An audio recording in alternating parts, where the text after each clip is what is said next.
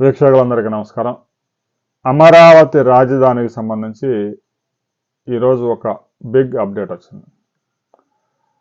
అమరావతి రాజధాని ఫస్ట్ ఫేజ్లో ఇప్పటికే 29 గ్రామాల్లో 34,000 ఎకరాలు ల్యాండ్ పూలింగ్ చేశారు. మరో 2,000 ఎకరాలు భూ సేకరణ చేయబోతా ఉన్నారు. ఇక ఆ ఇష్యూ అంతటితోటే క్లోజ్ అయిపోయింది. తాజాగా అమరావతి ఫేజ్ 2 వైకుంఠపురం నుంచి పెద్దపరిం వరకు 7 గ్రామాల్లో 16,000 రైతుల భూములు, 4,000 ఎకరాల అసైన్డ్ ప్రభుత్వ భూములు ప్రభుత్వం ల్యాండ్ పూలింగ్ చేయబోతా ఉంది. దీనికి సంబంధించి రేపు ల్యాండ్ పూలింగ్ సంబంధించిన నోటిఫికేషన్ కూడా విడుదల చేయబోతా ఉన్నారు.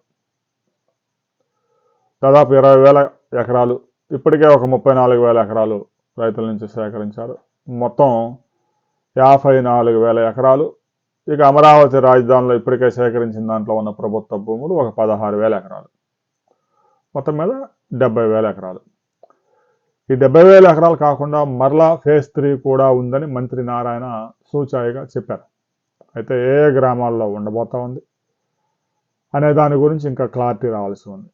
ఫేజ్ 2లో ల్యాండ్ పూలింగ్ సక్సెస్ఫుల్గా పూర్తి చేసిన తర్వాత ఫేజ్ 3కి సంబంధించి నిర్ణయం తీసుకునే అవకాశం ఉంది. అయితే అది ఇంత ఇమ్మీడియట్గా తీసుకునే అవకాశం లేదు. ఫేజ్ 2 విజయవంతంగా పూర్తి చేస్తే ప్రభుత్వానికి ఒక 6,000 ఎకరాల దాకా మిగిలే అవకాశం ఉంది. రైతులకు ఇచ్చిన భూములు పోగా ప్రభుత్వానికి 6,000 నుంచి 7,000 ఎకరాల దాకా వచ్చే అవకాశం ఉంది. ఆ భూముల్లో ప్రభుత్వం సాఫ్ట్ ఇండస్ట్రీస్ కానీ స్పోర్ట్స్ సిటీ కానీ వాటిని తీసుకురావడానికి ప్రయత్నాలు చేస్తూ ఉంది. ఇక ప్యాకేజీ విషయానికి వస్తే అమరావతి రాజధానికి ఏదైతే ప్యాకేజీ ఇచ్చారో ఆ ప్యాకేజీ ఫేజ్ 2లో అమలు చేస్తున్నారు. అయితే రైతులు కౌలు పెంచాలని డిమాండ్ చేస్తున్నారు. దానికి సంబంధించి ముఖ్యమంత్రి నిర్ణయం తీసుకోవాల్సి ఉంది. ఇక ఫేజ్ 3లో మరో 12 గ్రామాలు మరో 36,000 ఎకరాలు సేకరించే అవకాశాలు ఉన్నాయి. ఫేజ్ 2 విజయవంతంగా మార్చి నాటికి కంప్లీట్ చేసి తర్వాత ఫేజ్ 3కి సంబంధించి ఏ గ్రామాలు అనేది క్లారిటీ వస్తుంది. ఇక అమరావతి రాజధానిలో పనులు వేగం పుంజుకున్నాయి.